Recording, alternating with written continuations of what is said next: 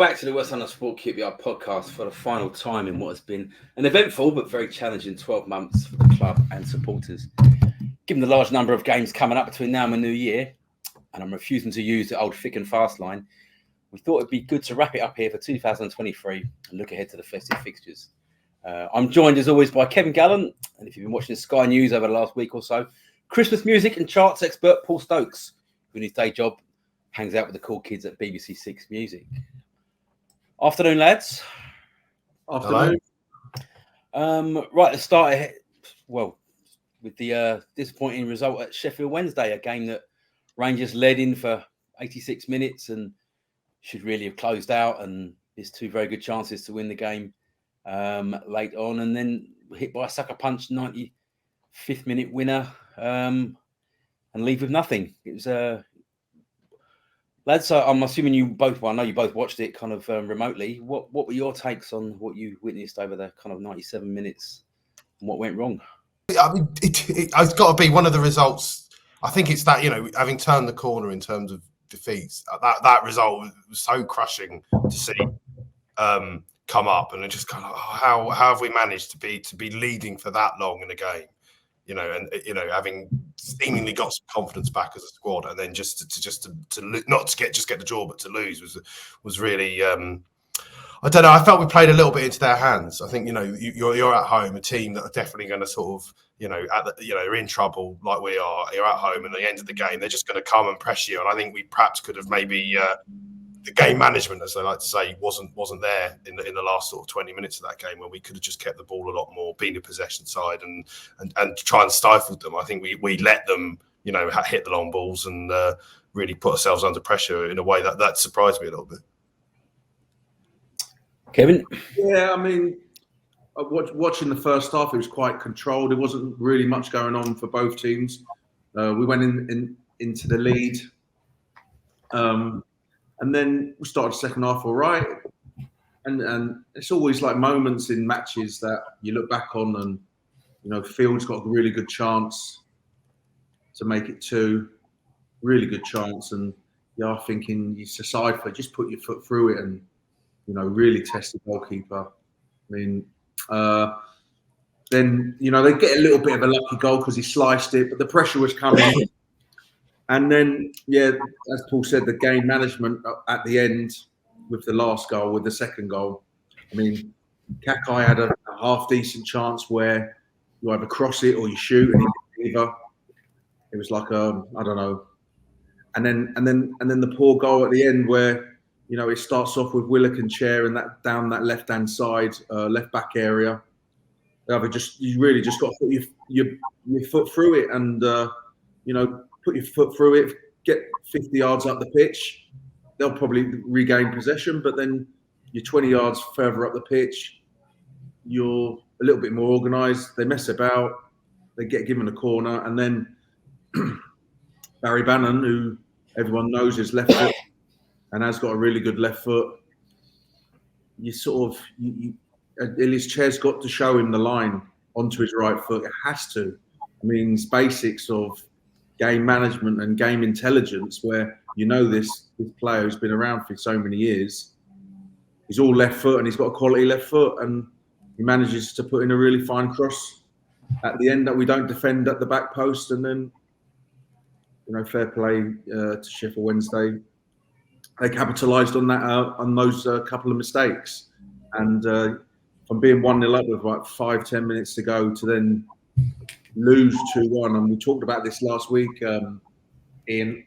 Before you said, is it a relegation 6-pointer? I didn't think it was for QPR, but I did think it was for them because they were 7 points behind us, and that would have put us 10 points in the clear of Sheffield Wednesday, and now it's down to 4. So they've dragged us back into that situation where a win would have got us out of the bottom 3.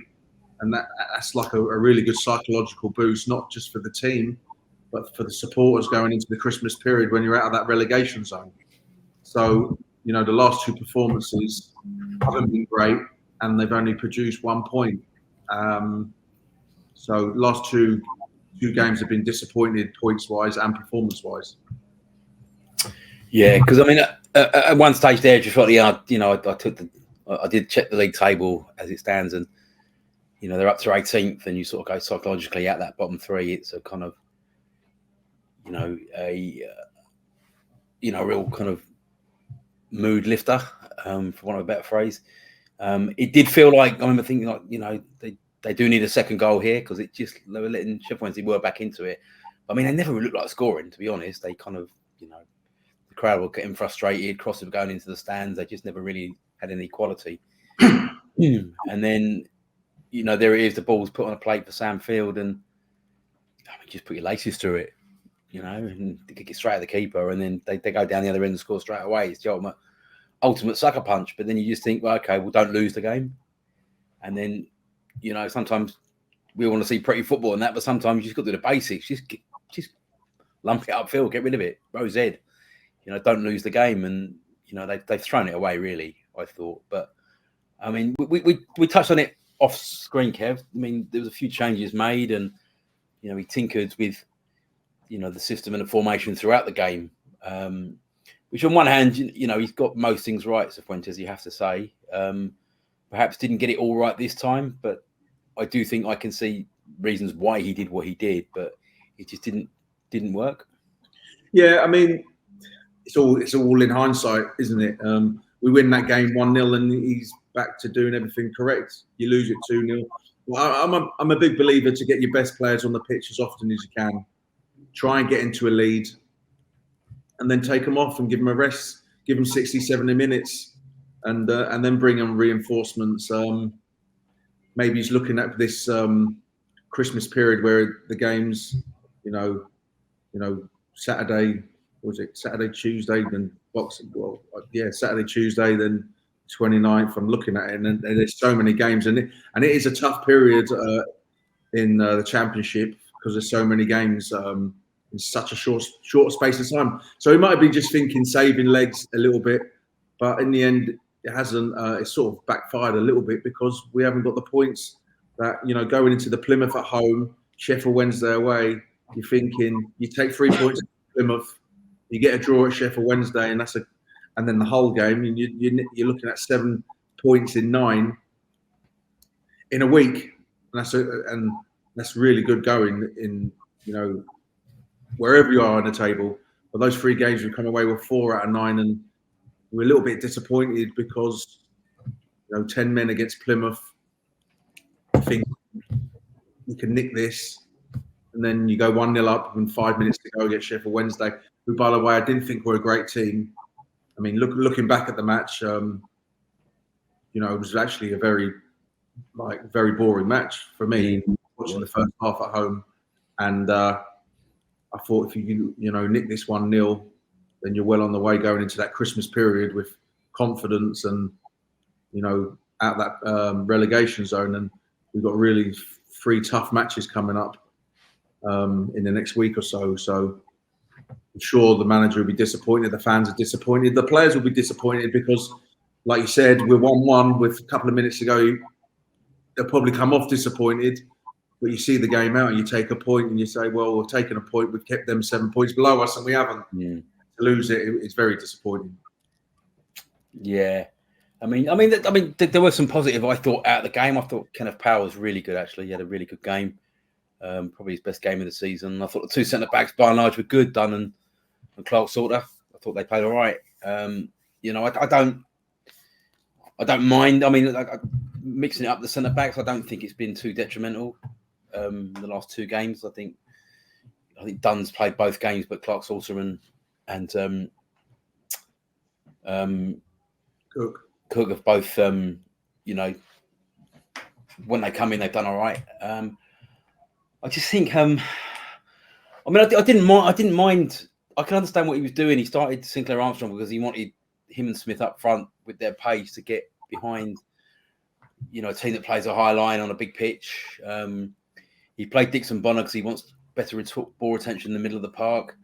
He deserves a lot of credit, actually. He played 3 different positions on Saturday. He's gone from centre midfield, right over 3 to right back, and then, to a middle in a 2-man midfield, and, did an admirable job. He's a young player. He hasn't played many games, but I really like his attitude. And, You know, he's another one that's has been a positive since Cifuentes has come in. But again, like, I mean, really, I mean, Lyndon Dykes gets a lot of stick for not scoring enough goals. But if he's not scoring goals, he just needs to be better at holding the ball up, doesn't he? I mean, because ultimately, that whole defending from the front, you need to be a bit better at kind of, you know, sometimes it's not just all about putting the ball in the back of the net, is it? It's about, you know, helping the team in other ways. Well, regarding that holding the ball up, yeah, I agree totally. Lyndon Dykes and Sinclair Armstrong have a problem where they actually can't retain possession for the team often enough in a game. And when you're under a bit of pressure and the ball goes up, you have to get hold of it as a centre forward.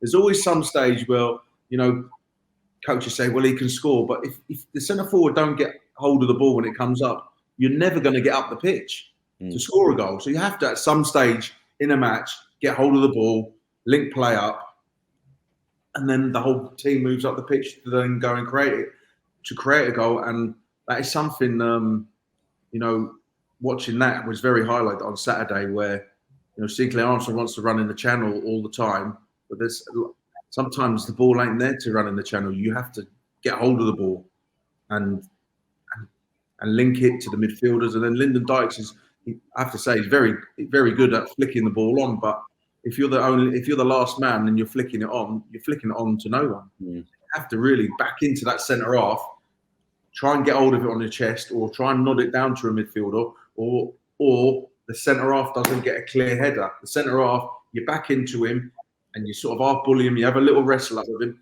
and that centre half then just does a header into the midfielder, and hopefully your midfielder can anticipate that drop ball, that knockdown, and get hold of the ball.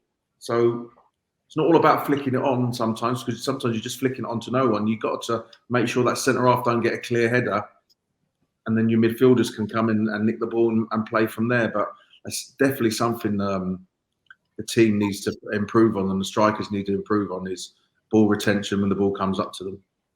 Absolutely, particularly if you're playing Willock and Chair as your creative outlets, really. I mean, they are arguably the best players in that team and the most likely to be scoring goals at the moment. It does. I do find it quite frustrating that the strikers often are not finding them. You know, like you say, it's flicking on to no one, or, you know, you're almost got in this position where Armstrong and Dykes need to be almost like the battering ram to create the space for Willock and Chair to be able to work the more creative side of the game. It does seem to be a big disconnect with the sort of strikers we're playing and actually who are the players who are most likely to get us goals. I do think the squad rotation has worked, because I think we've got a much bigger match day squad now in terms of where we were, say, 2 months ago. There's a lot more fringe players who actually, if they come on, they've had a bit of experience. And I think the manager deserves credit for having taken those risks and building a squad. What frustrated me slightly this week was Plymouth, a team floating around where we were, and Sheffield Wednesday, a team below us. Were they the games to rotate for? I think this is sometimes a danger if you get too into the rotation process, is that you're not looking at the calendar and going, actually, let's go and win. These 2 games are very winnable. You know, if you rotate against Southampton and you sneak something, amazing, but no one's going to be sitting there going, "No, Southampton, that's we've got to play our best players. We've got a chance of winning." We probably don't, let's be honest. But against those 2 games, particularly against Plymouth, I was a bit, you know, obviously when the way that game started, we were absolutely awful for the first 10 minutes. I mean, they could have been 2 up, Plymouth. I mean, there's not, you know, yes, the sending off obviously changed the game in our favour, and we had a lot of possession, a lot of chances towards the end of that match. But I did wonder, were those the 2 games that you should be rotating, or were those the ones where you go, right, this is it, we go full pelt, we get, you know, 4 points hopefully across the 2 games, and then go, okay, then we can rotate and make the most of the Christmas period when rotation will have to happen, because, you know, people will be tired. Yeah, there did seem to be a lot. I mean, it wasn't just Dykes, to be fair, but I mean, the few other players, the ball was getting turned over far too regularly in the second half. You know, just loose passes and just kind of, I don't know, I wouldn't say tricks and flicks, but kind of like, you know, there's a time and a place for a no-look pass. And, you know, in the 80th minute of a game when you're winning 1-0 in the middle of the park, it's probably not the best time to do it. You know what I mean? It's sort of, there needs to be a bit of discipline there. I mean, it's a bad result. For me, I don't think it's the end of the world. I know it feels like the end of the world. It did feel like the end of the world at the final whistle, but I still think, I agree with you, Paul, what you said about the bench. I think from having no one on the bench and a very thin squad without bringing any extra players in, the bench does look better now than it did, you know, a month ago. So that's positive. But I think, I just don't think, do you think Kevin just hasn't found what his best team is yet. Maybe he's looking at players, but it's interesting because he starts Kelman right midfield, right wing against Plymouth, and then was he on the bench on Saturday? No, I think he picked up a knock. Okay, all right. Yeah. Well, I just thought that would, but even that decision to play Kelman against Plymouth when it didn't make sense to me because he hasn't got the legs to play that position for me. That's just my opinion. He's a centre forward or playing off a centre forward in the middle. He's not a wide player at all. So there has been some sort of, things I'm like, it'd be interesting to hear that why he did it and what was the thought process behind it. But looking from the outside, you're like thinking, no, you shouldn't do that. In my opinion, that's not a good decision. But Paul said by and large, he has, or was it you in over the last 6 weeks, he's made some really good substitutions, and the subs against Stoke were very, very good on the night. But yeah, he's probably learning about the squad by watching them. And I mean, we could pick a team here and we'd probably be very similar, but he might be after something different. Regarding Paul said there a minute ago about, we're playing Southampton on Saturday and it's a tough game. Southampton have got a really good squad, sort of, they should be in the top twos or, definitely in the playoffs at the end of the season, but with their squad. But,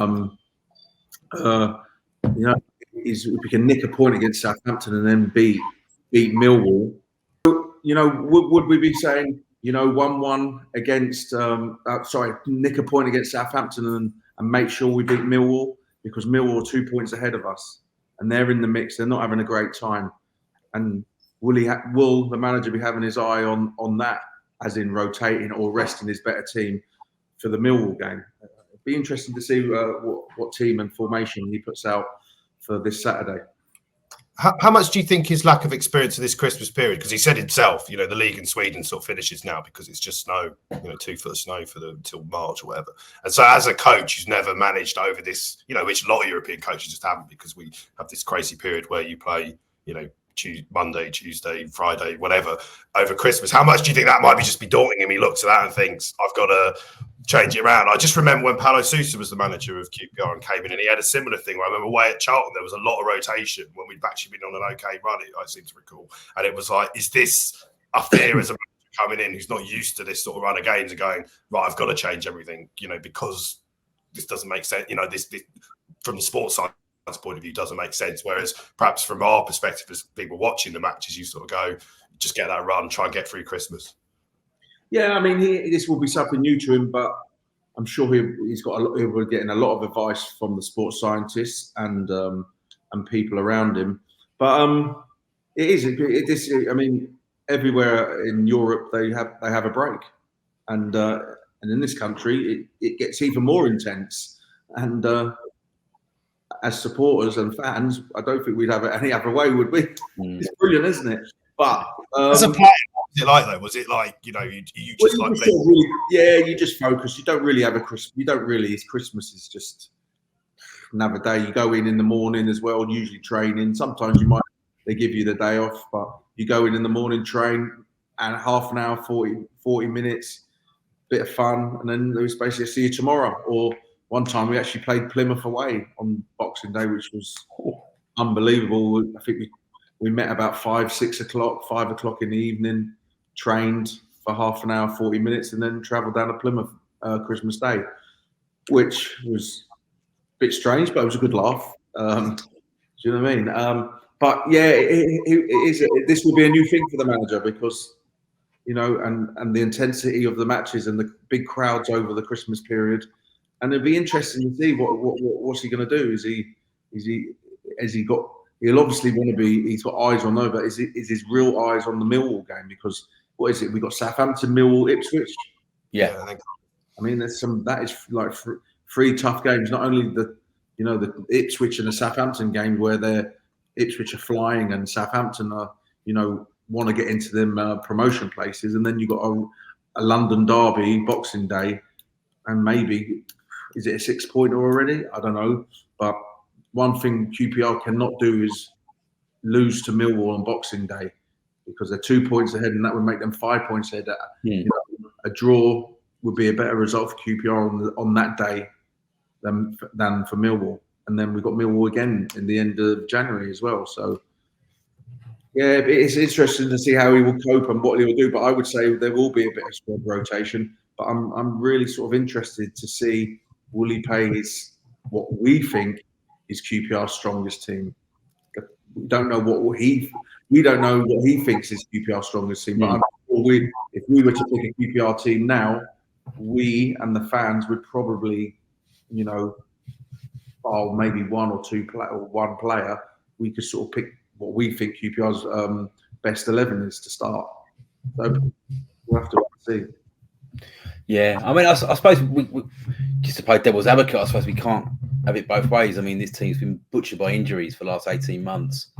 You know, they brought a guy in who's from Ineos Cycling, who's there to kind of assess this kind of injury crisis and what can be done to prevent it. So if they've got that in mind as well with the long term, you know, planning ahead, it does make sense. But I suppose when you lose a game like that, you look at it and say, well, you should never change the team, or it's a bit of a double-edged sword, isn't it, really? Because it's interesting as well, because I agree with Kevin totally about the Millwall game and being one to win. But then you go into January, or what you call it, Giant January or Super January, and you've got so many home games against teams that you would expect to be getting, not losing to at least, if not beating. And then you just think, is there that looming in the back of their minds of actually, yes, this festive period, we've got to get through it. But if we get through it with minimal injuries, we've then got this amazing opportunity in January. We're at home every week, and you know everyone's settled, and you can really, really get stuck into the league table and make the most of the home advantage.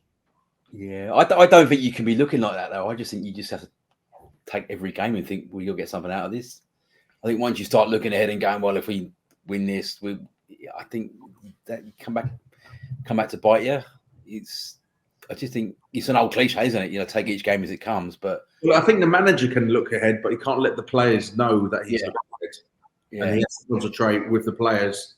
Saturday is the most important thing, and then you recover on Sunday and you're focusing on the Millwall game. So he can look ahead and plan ahead, as in, which he has been doing with the Plymouth selection and then the Sheffield Wednesday selection, where he's planning ahead with his rotation. But he can't let the players think that he's planning ahead. He's got to keep them, you know, this is the game, we're on the training pitch. And when he's having meetings with the players, we're concentrating on this. But I suppose as well that, I mean, would you have played under managers, Kevin? That, I mean, Cifuentes is obviously a modern manager, very kind of forward thinking. You know, he's thinking, well, we play this team, they play that way. We're going to use these players to try and counter that and counter this. Yeah. There will be a bit of that. That's what. So you said that he wanted to play Armstrong and Smith on Saturday because they played a high line. Well, the reason why Sheffield Wednesday played a high line is because their defenders was actually very quick. I thought they were like fast, and you know Smith didn't get any change out of the left back, and other than Sinclair, I think the first couple of minutes where he ran down the left hand side, they had a quick centre halves. So, and that's probably why they play a high line, because they have got that pace. Where if you're slow, not particularly quick centre half, you don't really play a high line. You've got to play a little bit deeper. So they didn't get much change out of those centre halves, and then that's where you've got maybe when he made a sub and brought Lyndon Dykes on to maybe retain the ball a little bit more and to get Ilias Chair and Chris Willock on the ball much more, but it didn't sort of work out. Yeah, indeed. Right, Kev, look, you touched on, you know, Boxing Day or Christmas Day down at Plymouth for a Boxing Day fixture. I mean, someone in the fixture department carved you up there, didn't they? That's a stinker of a fixture on Christmas Day. Awful. They've been pretty kind this year. They got Millwall at the Den on Boxing Day, and then it's away to Ipswich on the 29th, and then Cardiff at home on New Year's Day. So it's, you know, but Plymouth away on Christmas or Boxing Day, was that kind of the worst you can remember of a? Oh yeah, travelling wise, yeah, definitely. We did have a laugh, but Do you know You'd almost Plymouth away. You'd almost be rather play Leeds away, wouldn't you? It's a bit of an easier journey to get the Leeds. Because it's straight up the M1. Yeah, Plymouth away was an absolute disaster. It's just like weird. You're going into a hotel and it's sort of half dead. Do you know what I mean? There's not many people working. There's only like a. But that was. I mean, Millwall. That's like a. That's how it should be. You should. And it's not only that, but it's for the supporters. I mean, Plymouth away on a Boxing Day. That's terrible. It should be local. I mean, when I was watching QPR, it was always in the early 80s. It was usually Chelsea home or away on Boxing Day. Yeah. It was really good, wasn't it? Yeah. Then it became like Norwich were a staple of like Boxing Day, weren't they? For Norwich. So it does look like it's deliberate this year because obviously we've not played Millwall yet. We're playing Southampton for the second time before we play Millwall. So they've obviously listened, it seems, although the games get moved, whatever, again by television, so it's not always a given it works. So for a 1 p.m. kickoff on Boxing Day in London, what would they do? Would they stay in a hotel before? Or I think they'll either do two things. They'll either train in the morning Christmas Day, then go home to their families, and then meet up at a hotel or meet at the training ground to go to a hotel on Christmas night, or they will train at the ground. I've done this before when we played Arsenal Boxing Day, where you trained at QPR at the stadium, but they won't have to do that because they've got floodlights now at the training ground. So they'll train at the training ground. This is another way, maybe about 6 o'clock at night for an hour, go to a hotel. They'll definitely be in a hotel because it's a 1 o'clock kickoff. An early breakfast or pre-match meal, 10 o'clock the latest, and then go to the game. But they will definitely be staying in a hotel on Christmas night. 100%. Yeah. Honestly, people used to say, oh, that's terrible. But once you're sort of into that sort of mode and in your football, you don't really care. It's just, it's going to happen and you just get on with it. It's no big deal, really. How is it physically? Are you like in that period just constantly warming up and warming down? Because it seems like if you're playing on Monday and you've got a game Friday, then another game. Yeah, it's tough. But then it was tough for the other team. So it's just basically how you recover, how good you recover from the games, but also that's the mental thing as well. You just got to get on. You've got to get on with it. It is tough, Boxing Day, and then usually it's like 2 days later. It's basically you go in the next morning and you're just warming down, stretching, massage, a jog. You have a team meeting of, definitely a team meeting of going through pretty much what team is going to be played, but also going through the opposition and their strengths and weaknesses, and then you're just back to playing the next day. So it is what it is. You just got to get on with it. And if you win matches, it's happy days. If you lose, it's it ain't great. But the only person who doesn't sort of know about it or it will be a shock to him is the manager, because everyone else is used to it in this country. Yeah, but I think for him, his family move over. I think this week they're moving over from Sweden, so that will make his life a little bit more normal, I think. And then, as you say, I brought up before that Roy Hodgson once said that it's more a culture shock for the players and the coaches. Coaches coach, and they just come in and work with the players. Whereas for a player to kind of come in and not be used to playing over Christmas, it must be a bit more difficult. Did you ever have that in your Kev? Sort of foreign lads coming in and sort of. Yeah, it would be difficult to deal with the whole madness of the Christmas period. Yeah, I'm sure it was a shock to them because they're not used to it, but we're used to it. Fans are used to it. Support, we're all used to it. The players, it's just physically, and it's coming. It's the same at Easter. You play Easter, you play Saturday and then you play Easter Monday. That's a tough turnaround as well. Because not only are you coming to the end of the season where your energy levels are on the way down, they're not on the way up, and then to play Saturday, and I think that's a tougher one. The Saturday and the Monday one over Easter in back in the olden days, the old days. But that was a tough one, I always thought. And then you'd be delighted you get that Monday out of the way, and you would be really tired, and then you'd probably get a Tuesday would be like see you Thursday. You have a couple of days off to rest and recover, and then you go again. But that Easter one is tough, really tough. Yeah. So the only thing is, behave yourself around Christmas, and that can be quite hard when people are trying to get you out and come in, and you're like, no, I've got to stay in. So when would the table Christmas parties happen then, Kev? The Christmas parties, they'd be done by now.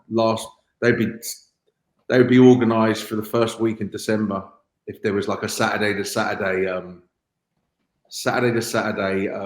fixtures, they would be going out on a Saturday. Yeah, long before this. You can't go out. This is just too tiring.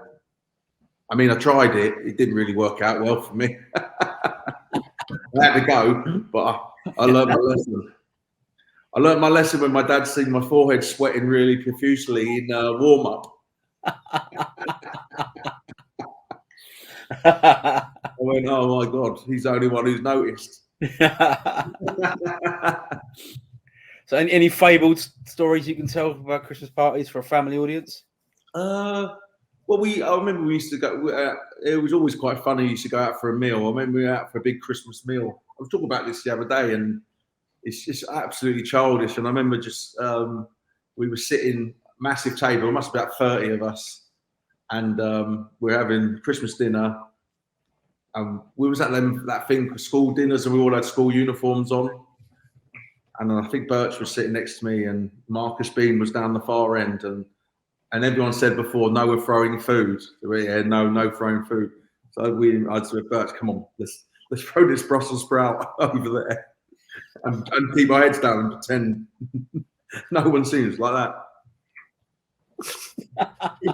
Well, next thing there was food everywhere. It absolutely kicked off. We've come out of that place, everyone covered in gravy, chicken, Brussels sprouts. Yeah, there was good times, funny. But yeah, we used to have some good dues. And would that just be players, no management? No, just players, What we used to do is, with the fines, used to fine each other. Well, basically, Paul Furlong used to pay for it because he was late every day for training. So, cheers, Furs. Thanks. So, yeah, just the players. So we'd have a fine, and I used to, one stage, collect the fines and hold it, and then use it for the Christmas do and go out for a meal and then drinks and stuff. Yeah. But I suppose now for the modern player, it's harder and harder. Everyone's got a phone camera on their phone, haven't they? And yeah, I mean, there would be, I think the big teams, they'll have a private place, and I think they'll have to hand in their phones and all that. Or if any ordinary folk like us would have to hand their phones in, they wouldn't be allowed in. But, wow. Yeah, because like you said, all these they're not phones, they're cameras, really. Everyone on it. Yeah, but you can behave. But it is interesting. I was in a pub in Shepherd's Bush after a game last year, and I'm not going to name the player, but he was a QPR player in the pub, and he wasn't drinking. And a fan asked him for a photo, and he was like, "Yeah, no problem at all. But can we do it outside? Because I can't have a picture of me in a pub." And yeah, it's kind of sad, really. Sorry, was that in Adelaide, Ian? No, it wasn't. No, it wasn't. Oh, no, it wasn't. Different player. Well, there's sort of a rule, isn't there? It's a 48-hour rule that you're not allowed to be in a licensed establishment before. Yeah. So from Thursday on, and I remember having this argument. Tuesday night game. Is it a Tuesday night game? It was after the Tuesday. It was Tuesday. I'm just saying in general, there's a 48-hour rule where you're not meant to be in a which doesn't really stack up because, and I'll tell you why. Because I remember, I think it was Jim Frayling was leaving Do, and I went down to the pub on a Thursday to just say goodbye or whatever. They invited me, and Ian Holloway found out, and he started saying, "You know the rules. You shouldn't be in a pub on a Thursday afternoon." And I was like, "Yeah, but I weren't drinking." He said, "It doesn't matter." I went, "Yeah, I know, but..." I said, "Yeah, but Ollie, we stay in a hotel every Friday night. That's a licensed establishment." And he just went, Oh, I said, come on, make it make sense. I can't go to Sainsbury's and buy some food. There's booze everywhere. So yeah, that was a little bit of an argument about that. Yeah. So going to a restaurant, you can't go to a restaurant and eat a meal, but because it was a pub, it was like, oh, but I just had a Coke. Yeah, yeah. But, with whiskey. A large cognac. Yeah, with a cigar. Yeah. Well, when we return, probably in the new year, the transfer window will be open. I mean, it's a big one for QPR, really, Kevin. I think it's a massive one, really. Be interesting if there's any bids coming in for like Chair or Willock, because, like I said, Willock's got 6 months for his contract. I would expect. I mean, we've gone over this again. They have to get a centre forward in, have to, on loan or just a striker, just another striking option, just someone that just to push the ones who are there, but also an impact maybe striker and a couple of impact subs. I think another a midfielder. Well, I just think if you look back to Mark Warburton's team 2 years ago, and they had Charlie Austin, Andre Gray, Dykes. Options off the bench, Gray scored a lot of goals off the bench. Austin come off the bench and score goals. There's no one you look at now and go, someone to come on and just freshen up the attack. So they definitely need that's top priority. Has to be. I mean, we've talked about this numerous times as long as we've been doing this podcast, and there's got to be. It's interesting. Sunderland's new managerial appointment, the name obviously, and I won't mention that might add to speculation, obviously, with Willock and Chair in terms of the window and the former Glasgow Rangers manager maybe being interested in some of those players. Maybe I've seen a bit of Sunderland this year. I don't think either of the players is what they need. They've got plenty of kind of attacking ball players, Clark and Pritchard and Patrick Roberts, these types of players. They're not really. I don't think that. I mean, they're like everyone else. They've signed 4 strikers in the summer, Sunderland, and not one of them have scored yet. Yeah, so they'll be after a striker. They'll be after strikers, aren't they? Really, come on. Millwall, I think, will be after a striker. Millwall have been after Linda Dykes the last 2 transfer windows. Yeah, so interesting to see if they'll come back in for him. But now they've got a new manager, they might want that type of player. Yeah. Yeah, it'd be interesting. I mean, at the end of the day, I think. We will talk about fullbacks. I think fullbacks are okay at the moment. I'd prefer someone who's maybe a better option at right back than Ozzy Kakai. To be honest, I think he's better suited in the middle. But I mean, attacking options have got to be. It's got to be attacking options. I mean, that's really where they're like, I think everywhere else, they're reasonably solid, but it's just. I mean, defensively, apart from Saturday, they have tightened up quite a bit. So I think they're okay, sort of central defensive wise. But I think, it's a glaring, gap there that they need to get, at least 2 strikers in. I think 2. Yeah. Presumably, the financial wiggle room isn't going to be huge, though, based on the where they are in the cycle. So presumably, loans are probably the. Oh yeah, almost certainly. He'll be loans. Might be a loan with a view to a permanent in the summer. But it'd be interesting to see what he does because obviously it's not his squad, is it? He's kind of players there that he's had a good look at the squad now, and he'll have an idea of who can do what for him or who can't do what, and where he wants to go forward. So there might be, we can see who comes and who goes. So yeah, right, okay. So Southampton, final game before Christmas at Loftus Road. Be another big crowd there. They're going to bring, sold out away end. They're flying high at the moment. But this was a game that Rangers acquitted themselves pretty well at St Mary's early in the season. Paul? Yeah, I thought we were decent at St Mary's. I think a kind of a refereeing advantage that then was pulled back kind of really did them a favour in terms of their winning goal. I mean, I can't. Are they? Is it 13, 12 or 13 games with that unbeaten? So I don't know. I couldn't predict us winning, but I mean, I could see this maybe a draw, like a 1-1 as a 0-0. Maybe, you know, we'll obviously be perhaps a bit less adventurous than we've been in the last couple of games in terms of the attacking. So maybe we can. I don't know. I've not seen Southampton that recently, but I do remember they do like to pass the ball side to side a lot. Well, it's a Russell Martin team, isn't it? I think they're going to be very similar. They're going to be very similar to Hull, aren't they? Maybe us being a bit more resolute and a bit more less adventurous, and them just passing it side to side. You know, maybe a nice stalemate would suit. I think at this stage. I mean, it's what will the tactics be? Because they do like to pass the ball around the back, and the goalkeeper comes out, well, you know, into sort of no man's land in normal terms, and passes the ball. Are you going to go and squeeze really high and put them under pressure, or are you going to let them have it there and say, "Come on, break us down," and hit them on the counter attack? You know, what do you do? It'd be interesting again. What sort of how he's going to shape up and how he's going to tactically. You know, at the end of the day, we're at home. We need points. There'll be a big crowd. They will bring a big away, but I'm sure QPR will have the whole three ends packed out because it's a good game.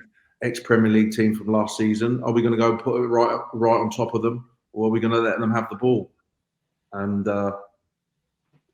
you know, is he going to go a little bit, you know, longer, or is he going to, you know, concede possession? So I don't know. We'll see. But I would take a 1-1 draw now. Yeah. And then go into the Millwall game. Yeah. I think it's I mean, Russell Martin teams, when he was at MK Dons, when he was at Swansea, that's what they do. They pass for the sake of passing. It's kind of death by 1,000 passes almost. And I think it's going to be quite similar. The Hull play in a similar sort of way. Decent side, but there's passing again. They're another side that pass for the sake of passing. You know, there's not so many forward passes. It's very much kind of side to side, and then sort of. And it's interesting that Cifuentes said after the whole game that it'd been noted in the scouting report that the goalkeeper was very dodgy on his left foot. So just pressure him, trying, and it'll panic. And I'd imagine they'll do a similar thing. They'll try and just press from the front, press. And I mean, the way to beat a press is to go over the top, isn't it? And that's not really what Russell Martin teams do. They don't go long. They just kind of. Well, that's what I'm saying. If they have a goal kick, do you let the goalkeeper kick it long and then win the first ball, or do you let them have it? So it will be interesting. I mean, they've got Adam Armstrong as well, who's going to be. I think he's going to fall into one of those brackets of players that have made a lot of money out of football because they're too good for the Championship. They're not quite good enough for the Premier League, so they're always going to get a big money move to somewhere. You know, he's always done well against QPR. He scored the winner at St Mary's early in the season. He's a real live wire of a player. I like him as a player. I think he's a good player. So you're gonna have to watch him. And they've got Ross Stewart, the former Sunderland striker. You know, so he's a big lad, bit of a focal point for them if they do go long. So they've got all the boxes ticked. But I do think. I mean, I wasn't that impressed with them early in the season. I really wasn't. I thought they were okay, and they got done by 5-1 at Sunderland early in the season. But there's a lot of water under the bridge since then, so they're in good run of form. But I don't think Rangers should be too afraid of playing them. I think, you know, I think they can get something out of this game. I really do. But they need to be better than they were in the last two matches to do so. And I do kind of feel like that. It almost feels like losing away to Sheffield Wednesday. It feels like a bit of a kind of comforting welcome return to type for QPR. When, you know, go and beat Hull at home, you know, don't play great against Plymouth and then go and lose up north to a lousy team on the road when you're winning 1-0, 86 minutes played. It's sort of, you know, and then play Southampton and probably get something out of the game. So if that is the case, then I'm all for it. I'm going to go for a draw as well. I think it would be. I'm going to go 2-2. I think it'd be an exciting game. I think. I'm probably just saying that because I agree with Kev on 2-1 last week, and we can't say the same score this week. So I'm going to go 2-2. Paul? 1-0.